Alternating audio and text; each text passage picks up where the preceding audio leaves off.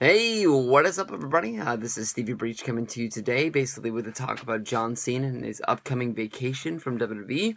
It was reported last week that after Hell in a Cell, John Cena is going to be taking a leave of absence from WWE.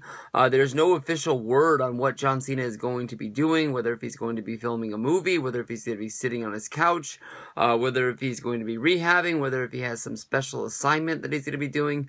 Word is that just John Cena is just taking time off from WWE because this is the one time of the year when honestly WWE can afford to have John Cena sitting on the sidelines, seeing how it's not the Royal Rumble push, it's not the WrestleMania push. These months right here are honestly, in my opinion, going to be the same. It's not make or break for WWE, whether if John Cena is going to be there.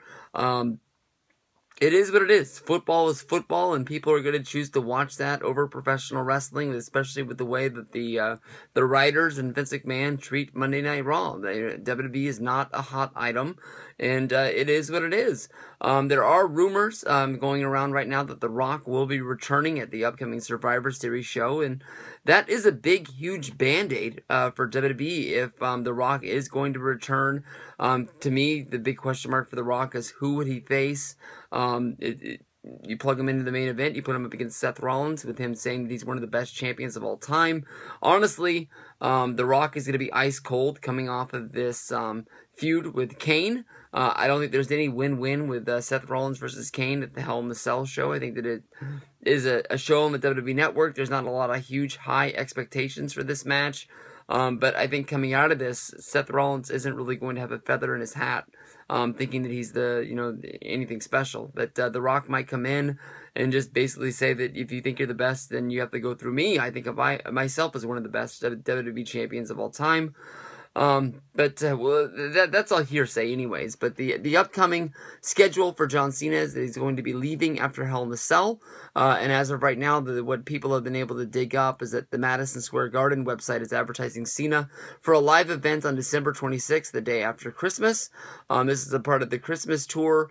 So as of this schedule, John Cena would not only miss the Survivor Series pay-per-view, but he would be missing the TLC show as well, which in my book, it's only a couple of weeks, but, you miss two pay-per-views, you might as well be missing 2 months of action.